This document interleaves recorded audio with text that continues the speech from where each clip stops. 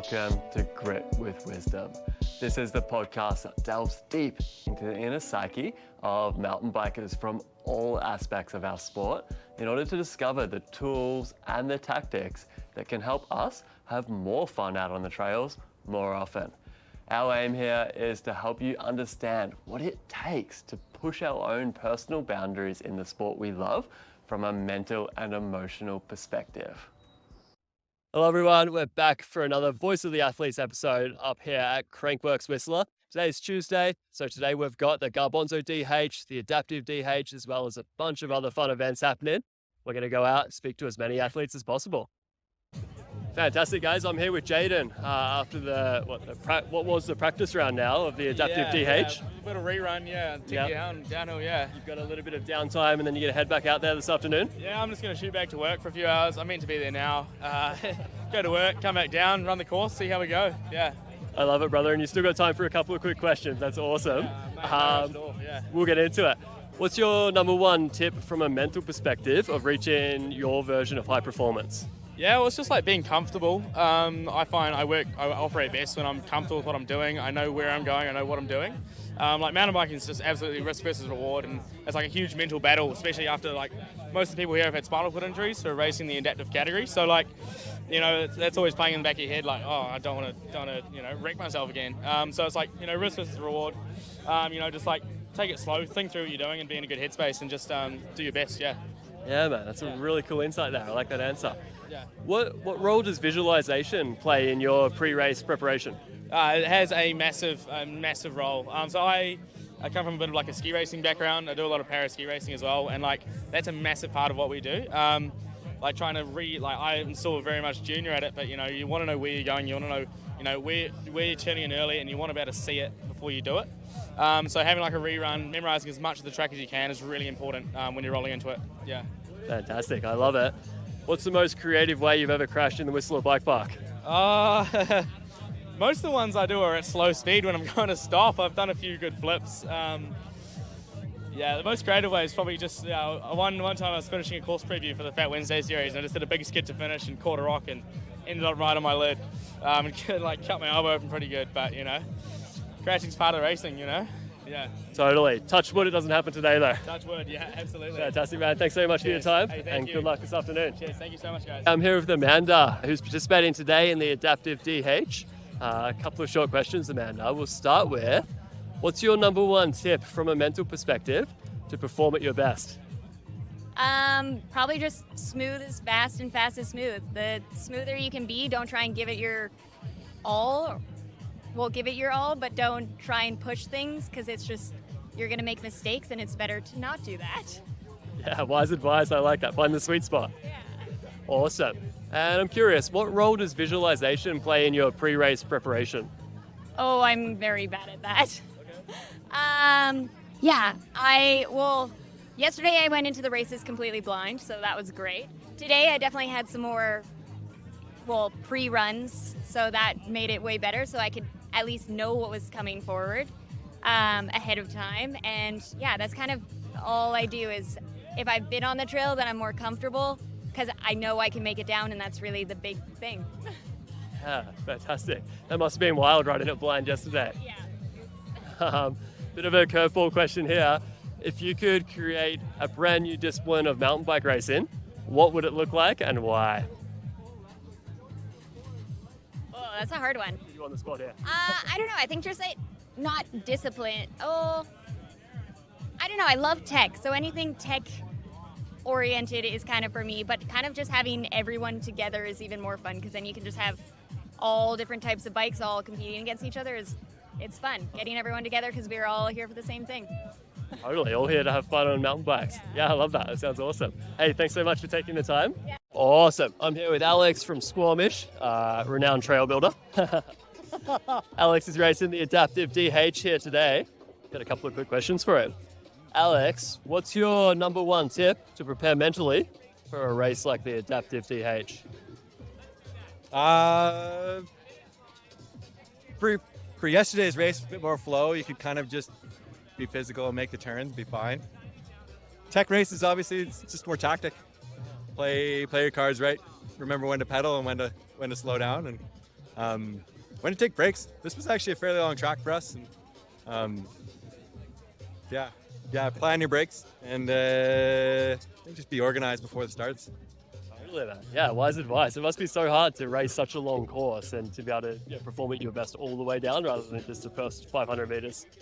Yeah, I think it's more admitting that you won't. Just like there's going to be spots where you're going to dog it, and choosing to dog it in the right spots is how you win. I like it. I don't know, maybe. Yeah. Well, excited to see how that goes. I'm curious, if you do any visualization before you race, what role does that play in your performance, and how does that look for you? Yeah, I mean, I come from a bit of a ski racing background, where that's pretty big to visualize and check everything out, count your turns and all this. I don't think I'm smart enough for that. So I pick a few spots that are key. I picked one spot on the last set of berms before Monkey Hands, where I knew that I'd jump a roller, and if I ended up too far right, I'd hit a tree. And there's kind of a washed out berm that doesn't help you get that way. So I remember that spot. And then there's a couple sections further up that I just kind of took note of. And I had a plan for Monkey Hands, but then they kind of kept one of the braids open for the race, which ended up being a faster line than my plan on Monkey Hands. So that's fine. I like that tactic though. Think of some of the hardest bits where you're going to get hung up and keep those in mind, rather than waste mental space on trying to memorize the whole course. Yeah, I mean, you'll lose time sitting down and chilling out, but you'll lose more time if you fall over. So. Totally. Speaking of that, a bit of a funny one here. What's the most creative way you've ever crashed in the Whistler Bike Park? Ooh, I lost I was running only a front brake. This was years and years ago. And there's a little step down after the box on Crank It Up. My front brake pad came out, hit me in the goggles. And that's when I knew I was out of brakes. And I made it 2 more turns before I had to sail it into the bush on the left. And it was, holy crap, man. That is wild. Almost well, but it was pretty funny to have a whole brake pad come out. Lucky you were wearing goggles. It would have been even worse. Yeah, that's probably the unique one I had. Awesome, man. That's the best story we've had yet. Last question here. If you could create a brand new discipline of mountain bike racing, what would it be and why? Brand new discipline, mountain bike racing. Oh, man. You're on the spot here.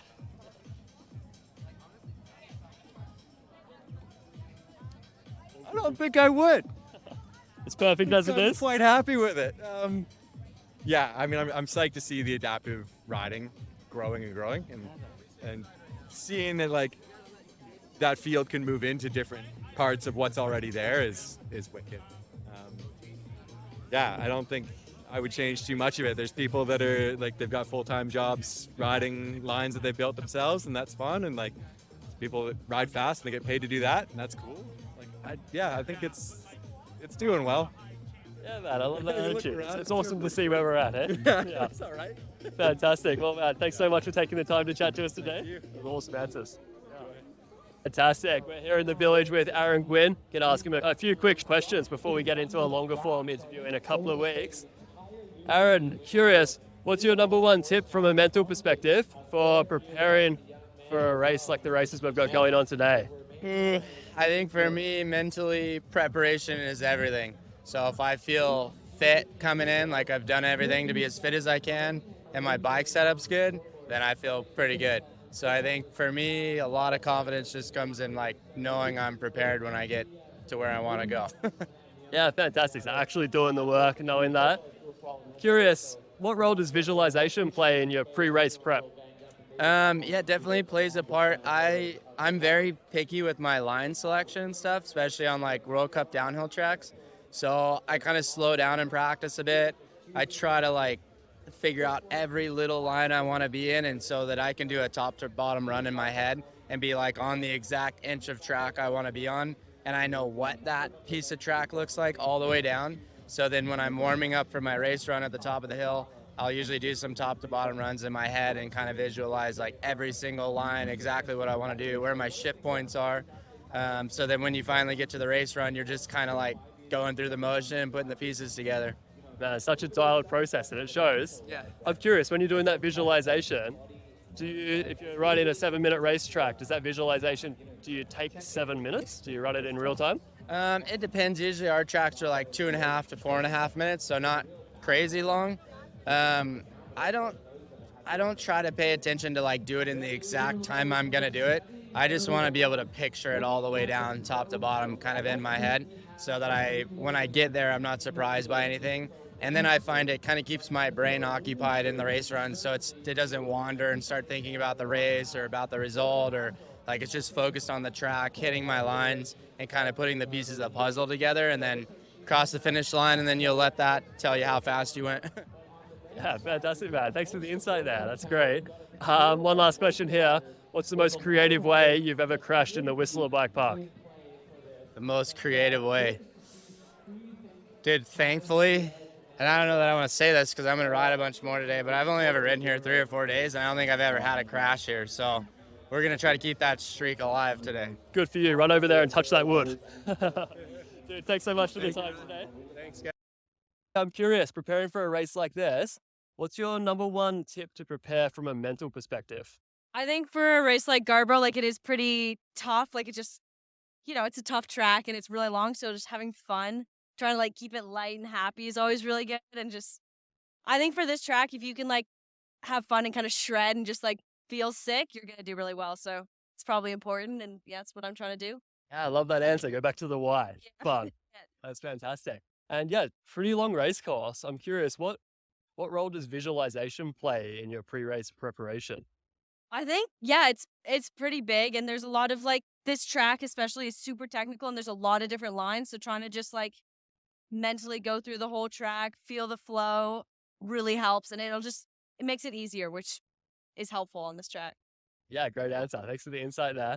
One last question. What's the most creative way you've ever crashed in the Whistler Bike Park? Crash. Oh my gosh. I actually don't really crash that much, but like the other day on the 1199 track, I had a huge crash in the last corner, just like right under the finish gate. It was pretty bad, but I don't know if I've had any creative ones, but That was pretty rough. Yeah, I'm so glad you're back on the bike. You're still riding. You're okay. Hey, thanks so much for taking the time. thank you. Good luck out there. We'll be cheering you on. Fantastic, guys. I'm here with Casey. Going to ask her a few short questions about the mental side of her riding. Casey, I'm curious, when you're preparing for a race or an event, what's your number one tip to prepare mentally?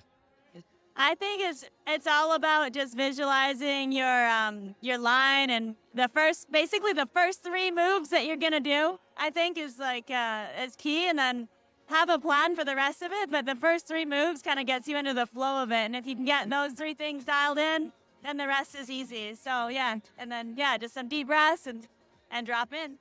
Fantastic. Yeah, I love that approach. What's harder to manage for you when you are in a competitive setting? Confidence or fear? I think it's a combination of both. It's like you gotta think about why you can do the thing that you're trying to do, and that's kind of what helps build your confidence. Is like looking at all the things you've done beforehand that are similar, and yeah, basically looking at all the things that you know you can do. And then the fear thing, I think, is just like all that stuff is so like human nature. You're going to be dealing with fear no matter how good you are at riding a bike. So I think it's just becoming a little closer with it and knowing that it's there for a good reason, and just to sort of become friends with it a little bit. Yeah, I love that insight there. Thank you. One last question here, then we'll let you go back to the side end. If you could create a brand new discipline in mountain biking, what would it be and why? I think like a discipline that would be just riding skinnies. We should definitely do that at Crankworx next year. Just skinnies. Fantastic. The North Shore people are going to be stoked, but I think there's going to be lots of fear for everyone else. Good. Bring it on. I'm here with the man himself, Brett Tippie. Get the opportunity to interview the interviewer. Brett, I got 3 short questions for you. Okay. Number 1, what's your stance on calling the last lap of the day? Oh, you don't call that. I'm not even going to say it. You don't say one more, or you don't say the last one. You just say another one, or do 2 more and not do the second one. Yeah, you never do that. I'm not really superstitious, but I am a little bit. I don't want to mess with it in case there is something going on. You don't mess with it. And I don't want to bring it upon myself or anybody else, so you just don't do it. It's easy enough to say, so don't do it. You're a wise man. I thought you'd say that, but I just needed to check. Right, yeah. What does the term mental resilience mean for you? Mental resilience is to be able to persevere through tough outcomes and tough situations, and to dig deep and to have a strong mindset of thinking positive and making it happen of what you want to make happen. It's like Henry Ford said, if you think you can or you think you can't, you're right. Such an insightful answer. Thank you. One last question here. Do you, maybe thinking back to your freeride days, do you have any triggers or routines you would do right before you drop in for something really challenging? Yes, I do have triggers that are not triggers, but like little things that I do right before I drop in is I do a bit of deep breaths. Get your pump, get some oxygen in your system. And I have like, you know, certain people have different power words. Like Bender's power word was, before you do something crazy, was loopy-loo. Like before he did the jaw drops, that's what he said. Certain people do different things. My power words is nice, loud, and clear, so photographers and cinematographers get it, is 3, 2, 1. And I just say it nice and loud so they don't miss a shot. And just the 3, 2, 1 gets me into the mode of going for it, and the little light switch of yes or no. And that's it. So it's just kind of performance, and it's kind of mental, and that's what I use to get psyched to do something gnarly. Super cool to hear, man. Yeah. That's great. And if it's really windy, then I'll do like a 5, 4, 3, 2, 1, just to make sure. Because if you go drop in, if it's wind or something, you might not hear a quick one shot drop in. You know what I mean? So if you do a 5, 4, and then like, oh my God, don't miss a shot, and then they get it rolling, you don't want to do something gnarly and have them miss a shot. So, you know, you got 5 chances to hear it as opposed to one shot with like a drop in.